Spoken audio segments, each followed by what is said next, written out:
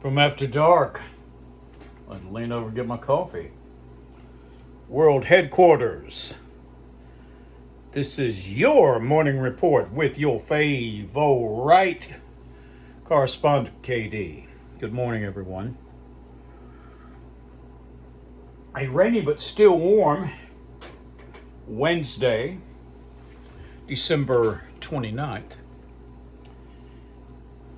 And so for Mr. and Ms. America, all ships at sea and all sods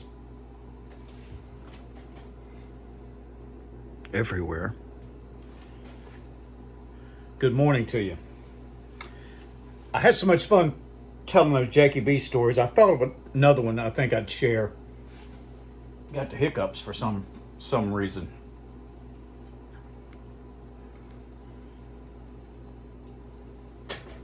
So this story goes way back. I might have been 21. I'm not sure. I was a young man. And Jack and I decided we need to go to the movies. Now remember, this would be prior to even VHS machines. No internet, of course. 3 channels. And it goes on and on. So we're hunting entertainment. Well, there's nothing in Forest City on the movies to see. Or nothing that we really wanted to see. Nothing in Gaffney. So we decided, well, let's go to Shelby and see what we can find. Well, we went to Shelby. Come to Shelby.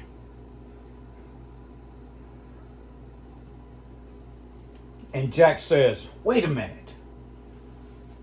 We could go to Gastonia. So in the greater scheme of things, there's Cliffside, Shelby 15 miles away, Gastonia probably 45 miles away. But I was driving, and I was definitely willing to drive that far if we could find some quality entertainment. Jack says, wait a minute. There's a newsstand in downtown Shelby. Now, this would have been late. This had been probably after 8 o'clock. Everything's closing up. And so me being the dumbass I was, I'm going down the street. And the newsstand's on the other side of the road. Well, being the motherfucker that I was, I made that U-turn and parked right in front of it. Well, apparently that was a no-no that I didn't know anything about. Now, this was in the beginning of Jack's punk phase where he was wearing army fatigues and his homemade dog chain and literally hair sticking straight up because he never combed it. I mean, calling him a maniac didn't quite cover it. Now, I'm just in jeans and a t-shirt. I'm looking relatively normal, but did I look a little sketchy? Well, hell to the yes, I did. So I got out of the car. Jack goes in first. There's a woman behind the counter that looks like Lulu Roman from Hee Haw. And here Jack comes up and asks her a question. Now she looks, I'll never forget that look. She looked mortified. I mean, she was looking at us like we're looking for Sharon Tate's house. That's the kind of look she was giving us. And to give you a little bit of background, if somebody doesn't know, the Manson family murders occurred at Sharon Tate's house. So yeah, we were looking a little like the Manson family, probably. So Jack walks in his most nonchalant way says, hey, you got a Gastonia paper? You know, looking for the movie ads.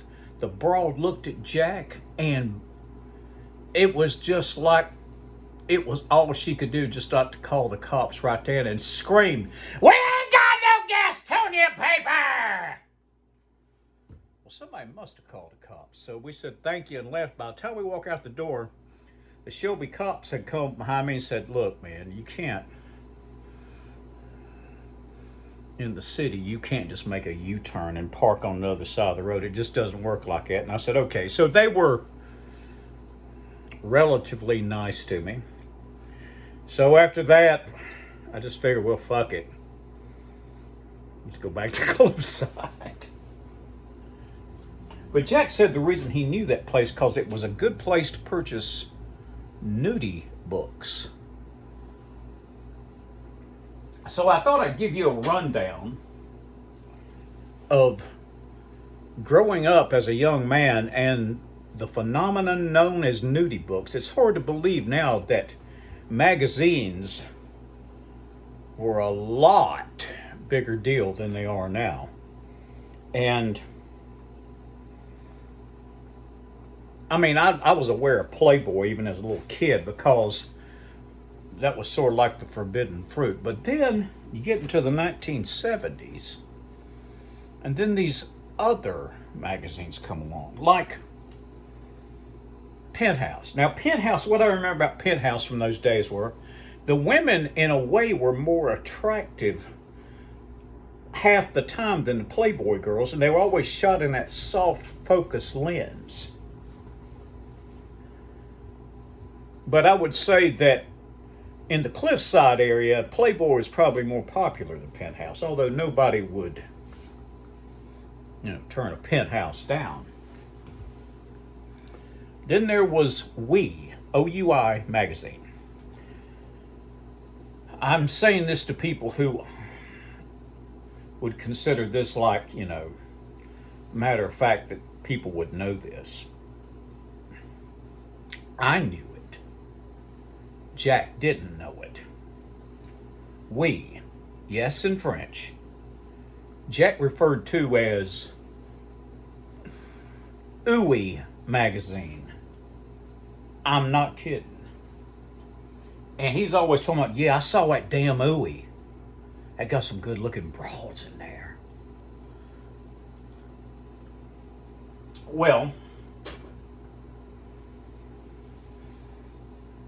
then Hustler came out. And I don't remember seeing Hustler until they had Jackie Onassis nude in it. And I'll never, ever will forget Jackie B coming up to me saying, man, you gotta get this Hustler magazine. They got a naked picture of Jackie Onassis, and she's got a bush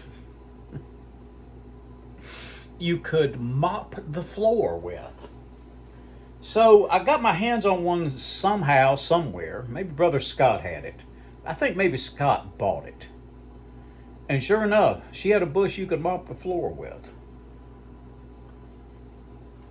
What I remember about Hustler more than anything was the fact that they didn't have any soft focus gimmicks going on.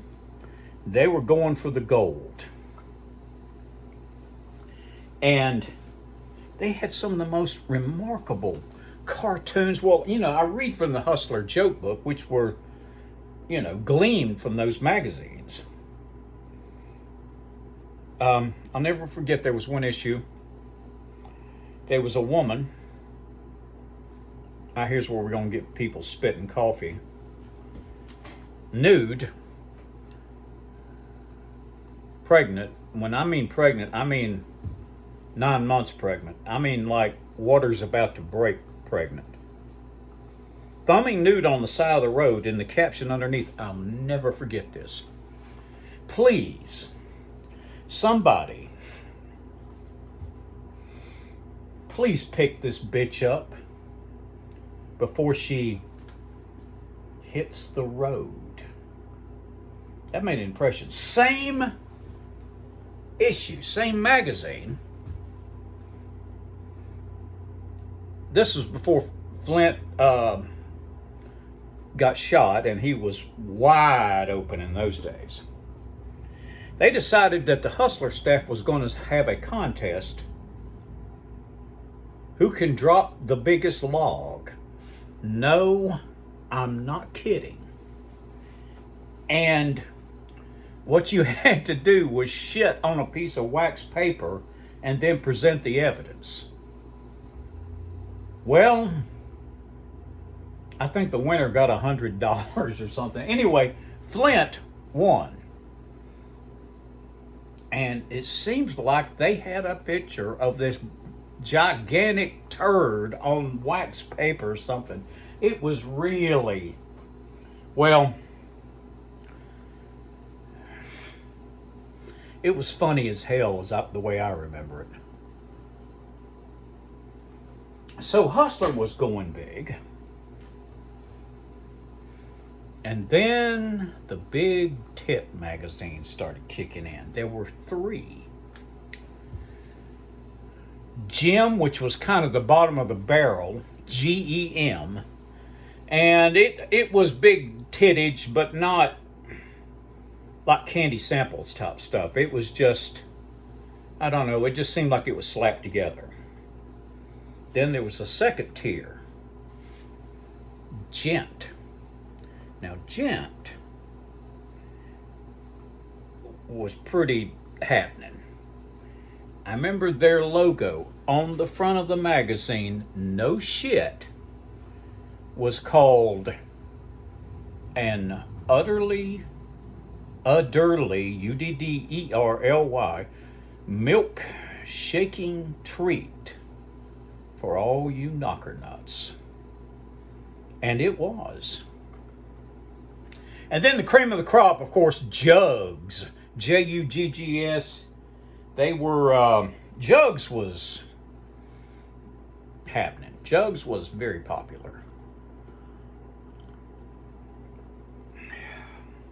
And then there was the magazines on the periphery, like Adam. Adam was kind of interesting. Seemed like they had some pretty cool letter sections. They seemed like they had people, like this might have been right before the advent of swinger magazines, but they had swinger advertisements in the back, which were interesting. And Adam was worth checking out every now and then. And then there was that motherfucking Cavalier. Now, Cavalier, you know, the market was pretty crowded, so they had to find their own way to get over. And so they liked to promote catfighting in their videos, and, I mean, not their videos, in their magazine. And you'd always see these broads wrestling, half nude, and everything. I'll never forget there was one issue where a woman was in the bathtub, her legs kicked up, and she says, "I'd just love to have that spigot just pouring that good warm water all over me." And you probably can figure out where it was going all over her. But it was an interesting time, and it was very wide open. Nobody seemed to really give a shit that these magazines were sold. I mean, I remember buying Hustler when I was 14. Nobody said anything. Of course, I remember going down to liquor stores in Chesney, South Carolina, and no shit, I was 16 and went up on more than one occasion and bought a half a gallon of Canadian Mist liquor. No ID, no nothing. Just throw the cash down and get your goodie and go. So it was an interesting, wide open time. And quite frankly, I kind of miss it because everything was happening. Music, you know, coming of age. It was just a great time. So, with my history of nudie books, as KD remembers, let's wind it up with Hustler. Tell you a couple of jokes, then I'm out of here.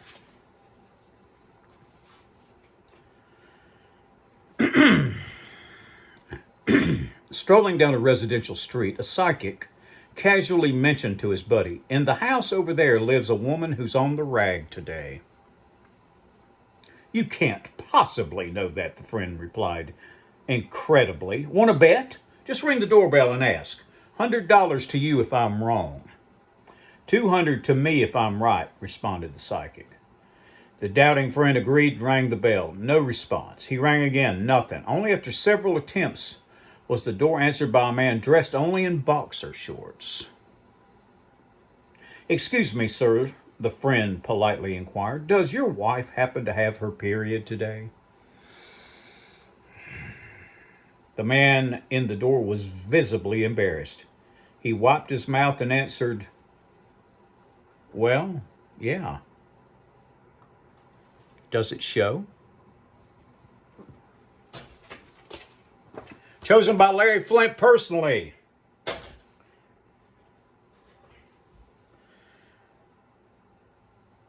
I had a great time talking to you today. I love doing these morning reports. I got 77 subscribers. I need 78. Can you help me? Anyway, we'll always say it together, won't we? Always be nice until it's time not to be nice. Be kind to animals. Discipline equals freedom. Never complain. Never explain. You don't have unlimited time. Don't you know that? Make every day count. Do consequential things. Today, now. I want to see you on the road to adventure in the new year. I'm going to be doing a lot of stuff in the new year, and I would love to run into you. And maybe we could have an adventure together. So, this is your fave old right correspondent from KD After Dark. I am KD, and I wish you a glorious, wonderful day.